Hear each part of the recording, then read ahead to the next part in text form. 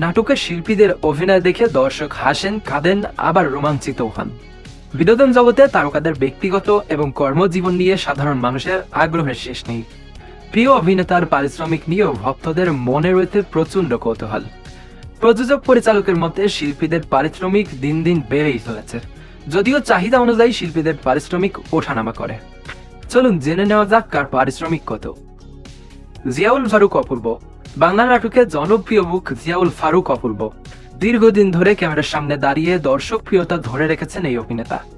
প্রযোজকদের তথ্য অনুযায়ী বাংলা নাটকের সব থেকে বেশি পারিশ্রমিক নেন জিয়াউল ফারুক অপূর্ব। তিনি প্রতি নাটকের জন্য 3.5 লক্ষ টাকা পর্যন্ত পারিশ্রমিক নিয়ে থাকেন।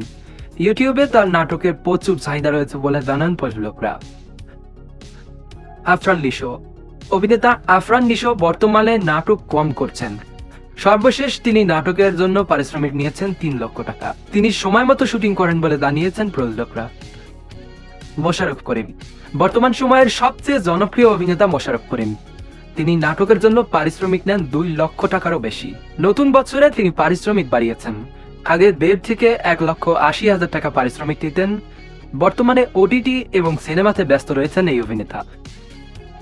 চঞ্চল চৌধুরী।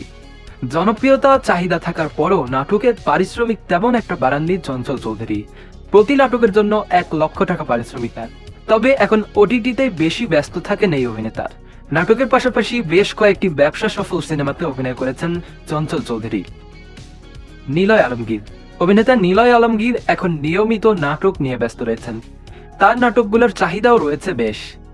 গত বছর প্রতি নাটকের জন্য 80,000 টাকা পারিশ্রমিক নিয়েছেন। এবছর তিনি আরো 20,000 টাকা পারিশ্রমিক বাড়িয়েছেন। মিশু সাব্বির।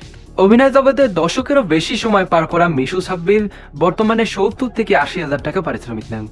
নির্মাতা কাজল আরিফিনের কাজগুলোতে তাকে বেশি দেখা দেয়। বিশেষ করে ব্যাচেলার পয়েন্ট নাটকের মধ্যে দিয়ে ফের নজরে আসেন এই অভিনেতা। শ্যামল মৌলা। শ্যামল মৌলা নাটকের জন্য পারিশ্রমিক নেন 50,000 টাকা। ওটিটিতে তার আলাদা কদর রয়েছে। সম্প্রতি দ্য সাইলেন্স ওয়েব সিরিজের মধ্যে দিয়ে নজরে এসেছেন এই অভিনেতা।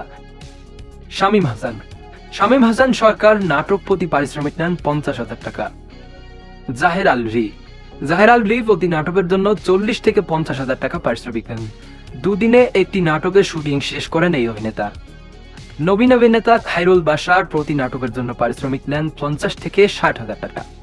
বর্তমানে নাটক কম করতে দেখা যাচ্ছে অভিনেতাকে, তবে ওটিটি প্ল্যাটফর্মে তার একটি আলাদা কদর রয়েছে।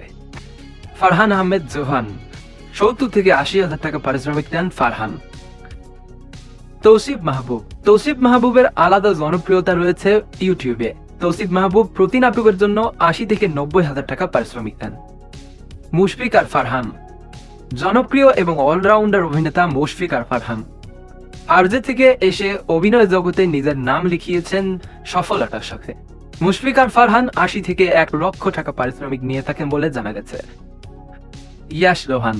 ইয়াশ রোহানের মলিন অভিনয় দেখে মুগ্ধ হয়েছেন অনেকেই। ইয়াশ রোহান প্রতি নাটকের জন্য 1 লক্ষ টাকা পারিশ্রমিক নিয়ে থাকেন। প্রিয় ভিউয়ার্স, আপনার প্রিয় অভিনেতার নাম জানিয়ে কমেন্টস করতে ভুলবেন না। ধন্যবাদ।